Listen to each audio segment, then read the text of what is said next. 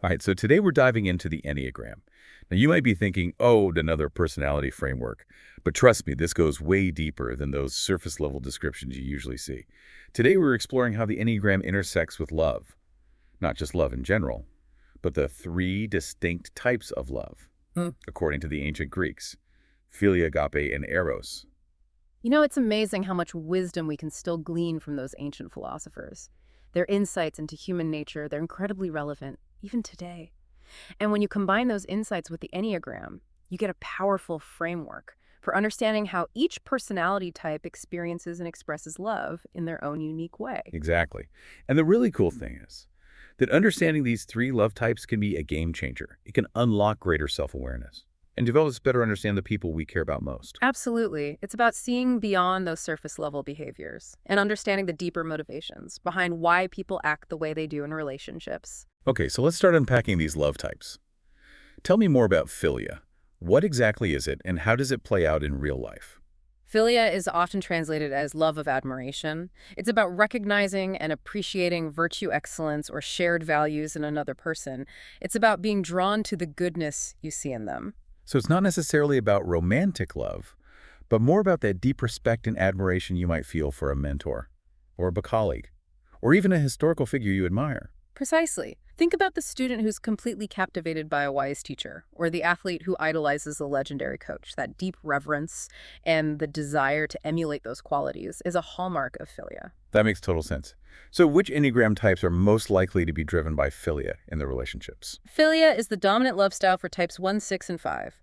And while they all share that core drive for admiration, they express it in distinct ways. For instance, type 1s, the reformers, are driven by a love for moral perfection and righteousness. They admire people who uphold ethical principles and fight for what they believe is right, just like themselves. Right, because ones are all about making the world a better place. They'd naturally be drawn to people who share that passion for justice and integrity. Exactly.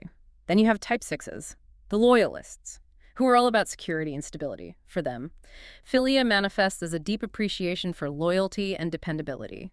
They admire people they can trust and rely on, people who will have their back no matter what. That makes sense. Given that sixes often struggle with anxiety and uncertainty, they need to feel secure in their relationships. It's natural that they'd value those qualities in others. What about fives? How does philia show up for them? Well, 5s, the investigators, are all about knowledge and understanding. Their version of philia is a deep admiration for intellectual brilliance and expertise. They're drawn to people who can teach them something new, who can expand their understanding of the world. Think of that professor who's so passionate about their subject that it sparks a lifelong love of learning in their students. That's the kind of connection that resonates with a 5. So for all you listeners out there who resonate with philia, take a moment to consider, who are the people you admire most? What qualities draw you to them?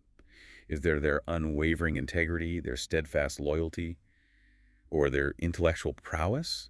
Your answers might reveal how this love style shapes your own relationships. That's a great point. We often project our own values and desires onto the people we admire. Recognizing this can give us valuable insights into our own motivations and needs. This is already making me rethink some of my closest relationships. Okay, let's move on to the next love type, agape. This one seems a bit more, universal, wouldn't you say? Yes, agape is often described as unconditional love or compassionate love. It's about giving without expecting anything in return, about caring for others simply because they exist. It's the kind of love that transcends personal preferences or individual qualities. Okay, so it's not about admiring specific traits in someone, but more about a general sense of love and compassion for humanity as a whole. Exactly. Think of the volunteer who dedicates their time to helping the homeless, or the activist who fights tirelessly for social justice. That deep sense of empathy and the willingness to help those in need, even strangers, are expressions of agape. So it's not limited to romantic love or even familial love. It's a much broader, more expansive kind of love. Precisely. It's the kind of love that sees the inherent worth and dignity in every human being, regardless of their flaws or shortcomings. This is starting to feel a bit philosophical, but I'm intrigued. Which Enneagram types are most aligned with this agape love style? Agape is the driving force for types 9, 2, and 4. And as with philia, each type expresses this love in their own unique way. Type 9s, the peacemakers, embody agape through their desire for harmony and their ability to create a sense of unity and acceptance in their relationships. They strive to make everyone feel seen and heard, creating a peaceful and inclusive environment wherever they go. That makes sense. Nines are all about avoiding conflict and fostering connection, so their primary way of loving is through creating that sense of peace and belonging. What about twos? They're known for being the helpers and caregivers, right? Exactly. Type 2s, the helpers, express their agape through acts of service. They derive deep satisfaction from taking care of others and meeting their needs. It's not about seeking recognition or praise, but about genuinely wanting to make a positive impact on the lives of those around them. So for twos, love is an action verb. It's about showing up for people in practical ways, offering support, and being there for them in times of need. Precisely. And then we have type 4s, the individualists, who are deeply in touch with their emotions. They express agape through their profound empathy and their ability to connect with others on a soulful level. They see the beauty and pain in everyone, and they offer a safe space for people to be their authentic selves. So for 4s, agape is about creating that deep, authentic connection where people feel truly seen and understood. It's about offering a listening ear, a shoulder to cry on, and a heart that truly gets it. It sounds like each of these types, while all expressing agape, goes about it in a way that aligns with their core motivations and fears. That's fascinating. It is, and that's why understanding the Enneagram can be so helpful in relationships. It's about appreciating those differences and recognizing that there's no one right way to love. This is giving me so much to think about. For our listeners, consider how you experience and express agape in your own life. Do you find deep fulfillment in helping others? Do you naturally create a sense of harmony in your relationships? Or do you crave those deep, soulful connections where you can truly be yourself? Reflecting on these questions can reveal how agape shapes your approach to love. You know, we've been talking about philia and agape, but there's one more love type we need to explore, eros. And this one often gets a bit of a bad rap, probably because it's so closely associated with passion and desire. When I hear eros, I immediately think of romantic love, maybe even a bit of that. Head over heels, can't eat, can't sleep kind of intensity. But I have a feeling there's more to it than that, right? Absolutely. Eros goes beyond just romantic or sexual attraction. It's about that yearning for connection, completion, and even a kind of merging with what or who we deeply desire. So it's about that intense pull towards something that feels like it fills a void within us, something that resonates with our deepest longings. Exact. Think about the artist who pours their soul into their creations, or the entrepreneur who's driven by an all-consuming passion to build something extraordinary. That drive, that intensity, that yearning to create or experience something truly meaningful. That's the energy of Eros. Okay, so it's not just about romantic love, but it could also be about that passionate pursuit of a dream, a cause, or even a spiritual experience. It's about that intense desire to connect with something that feels profoundly important to us. Precisely. It's about that feeling of being fully alive, fully engaged, fully immersed in something that sets our soul on fire. This has given me a whole new perspective on Eros. So which Enneagram types are most likely to be driven by this intense, passionate energy? Eros is the dominant love style for types 3, 7, and 8. And while they all share that core drive for intensity and connection, they express it in their own unique ways. Okay, I'm ready to dive into this. Tell me more about how Eros shows up for each of these types. Well, let's start with type 3s, the achievers. Their version of Eros is channeled into their pursuit of success and recognition. They want to be admired, desired, and seen as valuable for their accomplishments. So it's not just about achieving for the sake of achieving, but about the validation and admiration that come with success. It's about being seen as worthy and desirable in the eyes of others. Exactly. Think of the entrepreneur who's driven to build a thriving business, not just for the financial rewards, but also for the recognition and respect it brings. They want to be seen as a winner, someone who's at the top of their game. That makes sense. 3s are often very image conscious and driven by a desire to be seen as successful and accomplished. So for them, Eros fuels that ambition and drive to excel. Now, when it comes to type 7s, the enthusiasts, Eros manifests as a thirst for exciting and pleasurable experiences. They want to live life to the fullest, experiencing all that it has to offer. So for 7s, it's about that constant pursuit of novelty and stimulation. They're drawn to adventure, new experiences, and anything that promises to add a bit of spice to life. And they bring that same energy to their relationships, wanting them to be fun, spontaneous, and full of life. Exactly. 7s don't want to be bogged down by routine or boredom. They crave excitement and variety, and they want to share those experiences with others. For them, love is an adventure, a journey of discovery. I can definitely see how that Eros energy could be both exhilarating and exhausting for the people around them. Okay, last but not least, how does Eros play out for type 8s? the challengers. Eights are all about power and intensity. Their version of Eros manifests as a craving for deep, passionate connections and a desire to be the dominant force in their relationships. They want to feel a sense of control and mastery, not in a manipulative sense, but in a way that feels authentic and empowering to them. Okay, so for eights, Eros is about that intense, all-consuming connection where they can fully express their power and passion. They want a relationship that's challenging, stimulating, Mm-hmm. and ultimately fulfilling on a deep primal level. Precisely. They don't shy away from intensity or conflict. In fact, they often thrive in those environments, feeling most alive when they're pushing boundaries and testing limits. This is all so fascinating, but I have to admit, I'm also feeling a bit overwhelmed. Is it really this simple? Just knowing your Enneagram type and assuming that dictates your entire approach to love. That's a great question, and I'm glad you brought it up. The truth is, it's not quite that simple. While your Enneagram type provides valuable insights into your dominant love style, it's important to remember that everyone experiences all three types of love to some degree. It's more about understanding which love style tends to be most prominent for you, and recognizing how that might influence your behavior in relationships. Okay, that makes me feel a bit better. So it's not about putting people in rigid boxes, but about understanding these love styles as lenses through which we can view our own motivations and the motivations of others. It's about seeing the nuances and complexities within each individual. Exactly. And that's where things get even more interesting, because there's another layer we need to consider: Enneagram subtypes. These subtypes add even more depth and complexity to our understanding of how each type approaches love. Okay, I'm intrigued.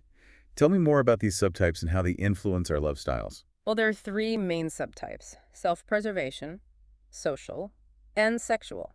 Each subtype adds a unique flavor to how each love style is expressed, creating even more variation within each Enneagram type. So it's not just about knowing you're a 2, for example, Mm, but also about understanding which subtype you are, because that adds another dimension to how you express agape. exactly. For instance, a 2 with a self-preservation subtype might express their agape by taking care of their loved one's practical needs, making sure they're fed, clothed, and have a safe place to live.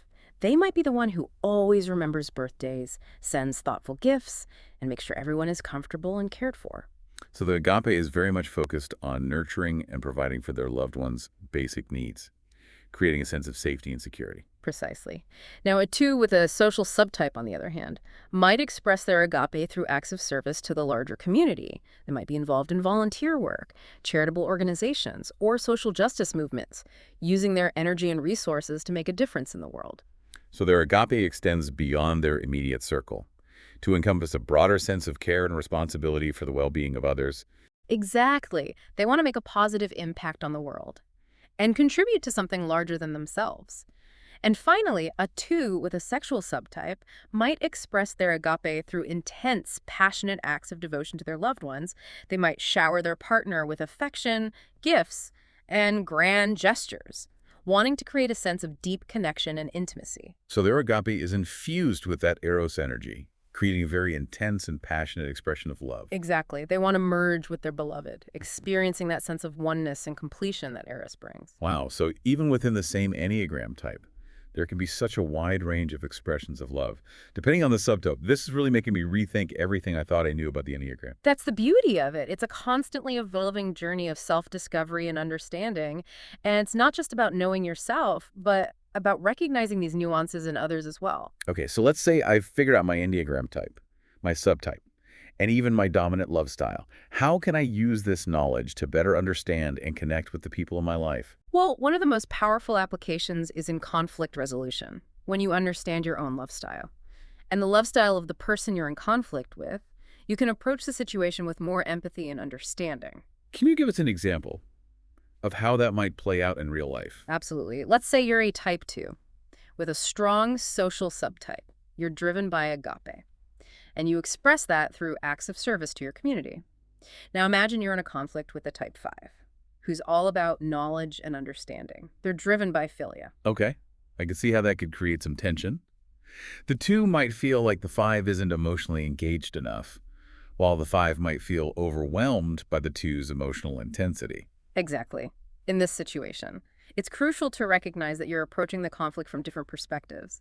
The 2 might need to express their feelings and receive emotional validation, while the 5 might need time to process the situation logically and come up with a solution. So instead of getting frustrated or taking it personally, both parties can step back and understand that their different love styles are influencing how they're responding to the conflict. Precisely.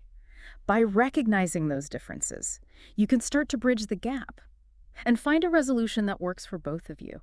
The two might need to communicate their needs more directly, while the five might need to make an effort to show empathy and understanding. This is making me realize how many misunderstandings in relationships stem from not understanding each other's love languages. Hmm. We might be expressing love in a way that doesn't resonate with the other person, or we might misinterpret their actions because we're not seeing them through the lens of their love style. That's such a crucial point. When you understand the three loves, you start to realize that there are many different ways to love and be loved. And what feels loving to one person might not feel loving to another. So it's about recognizing those differences and learning how to speak each other's love languages. Exactly. And it's not just about conflict resolution. Understanding the three loves can also help us appreciate the unique ways our loved ones show up in our lives. We can start to see their actions as expressions of their love, even if those expressions don't always align with our own preferences. Can you give us an example? Sure. Imagine you're in a relationship with a type 7 who's all about eros. They express their love through spontaneity, adventure, and new experiences. Now, if you're someone who values stability and predictability, this might feel a bit overwhelming at times. I can definitely see that happening. Mhm. The 7 might feel stifled by the need for routine, while the other person might feel like they're constantly being pulled out of their comfort zone. But instead of seeing those differences as a source of conflict, you can start to appreciate them as expressions of love. The 7 is trying to bring joy and excitement into your life, and that's their way of showing you they care. So it's about shifting your perspective and recognizing that their actions, even if they're different from what you might expect, are coming from a place of love. Exactly. And by understanding their love style, you can learn how to receive and appreciate their expressions of affection, even if they don't always look the way you thought they would. This has been such an insightful conversation. We've covered so much ground, but I feel like we've only just scratched the surface of this fascinating topic. What's one key takeaway you'd like to leave our listeners with? I think the most important takeaway is that understanding the three loves, philia, agape, and eros, can be a powerful tool for personal growth and deeper connection in our relationships.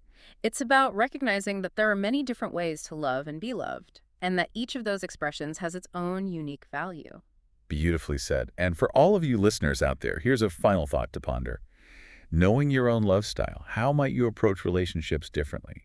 Or how might this understanding help you see your loved ones in a new light? Thanks for joining us on this deep dive into the Enneagram and the three loves. Until next time, keep exploring, keep learning, and keep loving.